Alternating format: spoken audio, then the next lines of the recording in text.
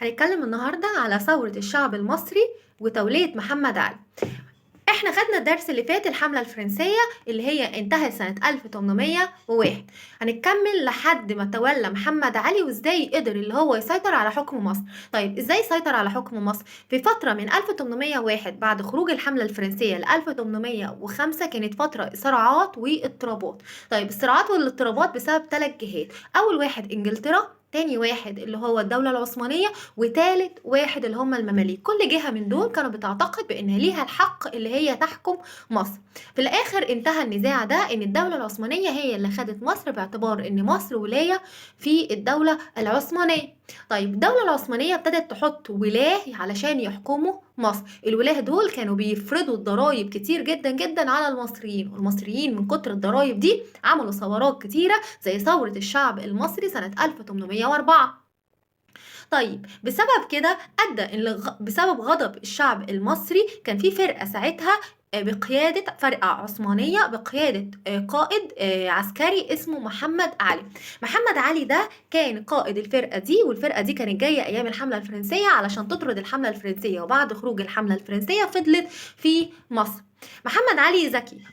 اول ما عرف ان الشعب المصري متضايقين من الدوله العثمانيه بسبب الضرايب الكثيره جدا جدا، راح توجه وجاهر واعلن لكل العلماء والشيوخ في مصر بانه تبع المصريين، وانه فعلا الضرايب كثيره قوي على المصريين علشان يتجنب الصدام مع المصريين. بسبب اللي هو الاتجاه اللي عمله محمد علي، بقى العلماء والشيوخ وزعماء الشعب المصري بينظروا لمحمد علي انه راجل عادل وبيكره الظلم.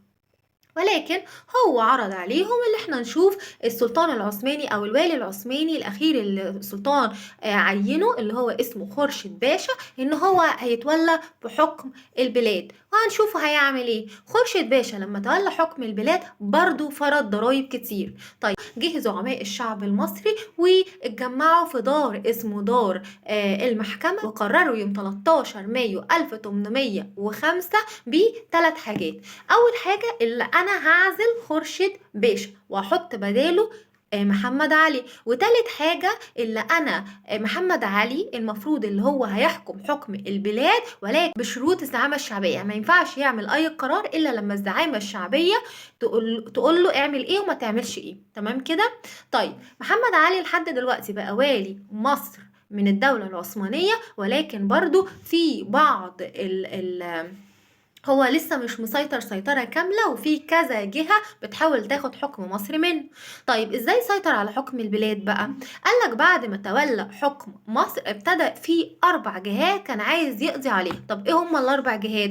اول واحد الدولة العثمانية. الدولة العثمانية بسبب ان المصريين كانوا عايزين محمد علي عمل فرمان يوم 9 يوليو 1805 خلى محمد علي على حكم البلاد.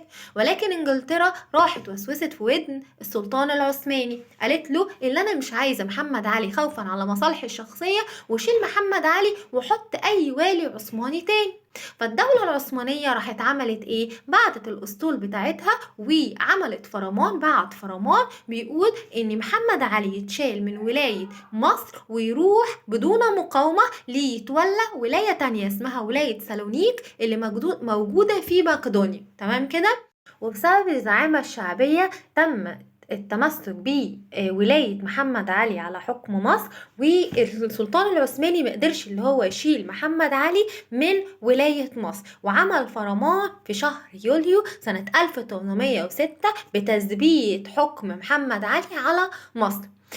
ايه اللي حصل بعد كده؟ انجلترا زعلت، قالت لا انا مش عايزه محمد علي، فاستغلت التوتر العلاقات ما بين السلطان العثماني وما بينها وبعتت حاجة اسمها حملة فريزر. حملة فريزر كانت 1807 وبعتتها، وحصلت معركة وفي رشيد وحماد، وقدر محمد علي والزعامة الشعبية المصريين اللي ينتصروا على حملة فريزر. وبعد كده محمد علي دخل الاسكندرية دخول المنتصر وقضت على انجلترا كده، والسلطان العثماني عمل فرمان. طيب ناقص ايه؟ ناقص 2 تانيين اللي هم مين؟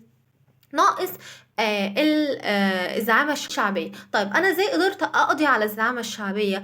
أول حاجة اللي كان ماسك الزعامة الشعبية في الوقت ده عمر مكرم، والناس مختلفين حوالين دور عمر مكرم، وبعد كده خدوا وخلعوا من نقابة الأشراف، وبعد كده خدوا ونفاه لدمياط، وبكده قدر يقضي على الزعامة الشعبية. محمد علي قدر اللي يقضي على المماليك. طب ازاي؟ قالك من 3 حاجات. من اول ما مسك الحكم، اول حاجة اللي هما كان بيمنعهم من المناصب الكبيرة زي مشيخة البلد.